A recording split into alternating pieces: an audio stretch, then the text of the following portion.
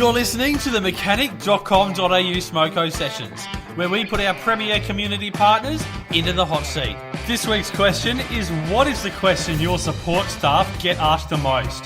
First up is Brendan from Penrite Oil. The one we get asked most is, can I use this oil in this vehicle? And generally it's because someone's looked up what to go in a vehicle, they haven't got that product there, they may have another product, so they'll ring us and say, is it okay if I use this product in this vehicle? Now sometimes they'll get a yes answer, and sometimes they'll get told, no, that's not the right product for that vehicle. Steve from DBA. Definitely diagnosing brake shudder is the most common. Brake shudder is one symptom of many causes, not just in the brakes. If it's not diagnosed correctly, then flipping out parts and labour gets really expensive. DBA has a team of qualified mechanics and engineers available to support our customers whenever these problems occur. And next up is Ian from Bendix. Okay, basically it is, most question we get, why after fitting new brake pads to a customer's car are they noisy? Squeal, basically it comes down to is squeal is caused by vibration of any component under braking. So what you need to do is check the following parts. Does the rotor face look uneven? If the rubbing surface of the pad does not have 100% contact, then noise can occur. So redo the bedding in procedures and check. Also check your brake hardware, caliper, guide pins, bindings, abutment, clips. See if there's any damage to these, or the brakes. Check if the brakes are dragging. So fourth point, some pads use a grease in between the shims, which is we use Bendix Ceramisil brake parts lubricant. We can use on all vehicles to obtain the best noise performance, adding the grease to the recommended components. And you can find out more information on Bendix Ceramisil and where to add this on our website. Next up is Bryden from Monroe Shock Absorbers. Having asked this question to our support team, they reckon that the best way to diagnose worn shocks and how to educate consumers on the benefits of shock replacement. Shocks are out of sight, out of mind, and the more we can educate consumers on how important they are as a safety critical item to a vehicle, the better chances they have of being willing to spend their dollars on that replacement itself. And then obviously, diagnosing the actual worn shocks. So not just looking for leaks, but doing a bounce test, a ride test, looking at the number of Ks. Those are certainly other ways that we can diagnose worn shocks as well.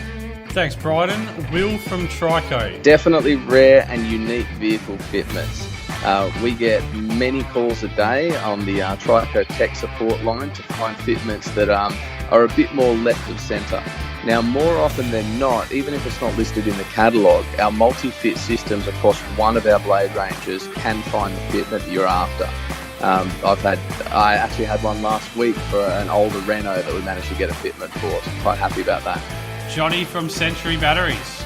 Can I fit a standard car battery in an idle stop-start vehicle? The answer is no. Idle stop-start batteries have many internal differences to start the vehicle repeatedly when in a partial state of charge and to run all the accessories when the engine is not running. If you use a regular battery in an idle stop-start vehicle, the battery will prematurely fail. Chris from Exedy Clutch. What's the right clutch for my car? And we get a lot of people, both certainly retail people will contact us through our website telling us about their vehicle and what clutch option we would recommend. We then ask a few more questions. What is the intended purpose? And then we offer the best solution from there. Ian from Gates. Yeah, actually, it's around belt noise. So the biggest thing is around how do you diagnose those the noises. So either the squealing or the chirping, and again goes back to that spray bottle test. And the other thing too is around V-belts. So I think people have forgotten V-belts, but there's plenty of light commercial and trucks and so on with V-belts.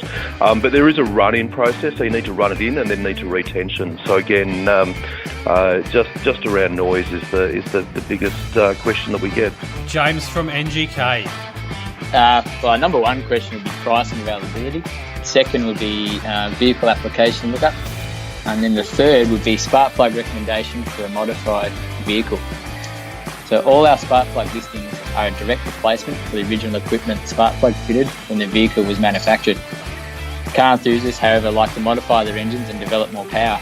When doing this, there are some attributes that need to be modified with the spark plug to compensate for the changes made to the engine. We don't have any listings for modified vehicles. There's no two modifications are the same, and what worked in one setup may not work for the next. We make information available on our website and in our catalogue to assist in selecting the right plug for your modifications. But if unsure, we have a trained customer support team that can discuss your modifications with you and provide you with some alternative spark plug options.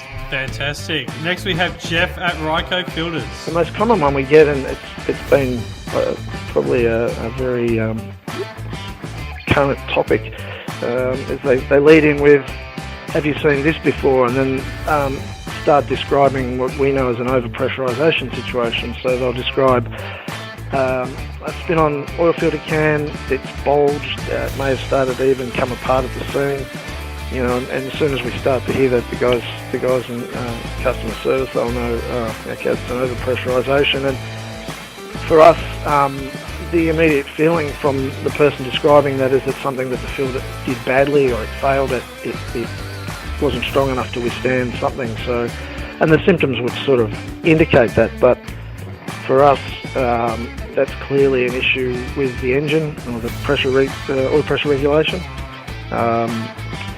Those symptoms of that filter doing that would indicate that there's been excessive oil pressure in the engine, and maybe that would lead to a need to investigate what the pressure regulator is doing. They're normally in the oil pump assembly or in the oil galleries downstream of the filter, and if they're not working, or it's not working properly, then that'll lead to excessive oil pressure, and nearly any oil filter is going to fail in that situation. And we know with our filters that we guarantee them to about 1380 kPa, which is around 200 psi. So we test, that's the minimum that we test to, and that's about twice the normal operating pressure of most modern engines. So that's a common one, and when people hear that, they go, oh, of course. So they then start checking other bits and pieces in the engine. There you go. Lucky last is James from Narva. The two main things we get asked about are globes. So why are LED globes not ADR approved? And also, why do the Narva performance globes not last as long as the standard globes? So we covered both of those questions in our last podcast. We also get asked a lot about dual battery system wiring, which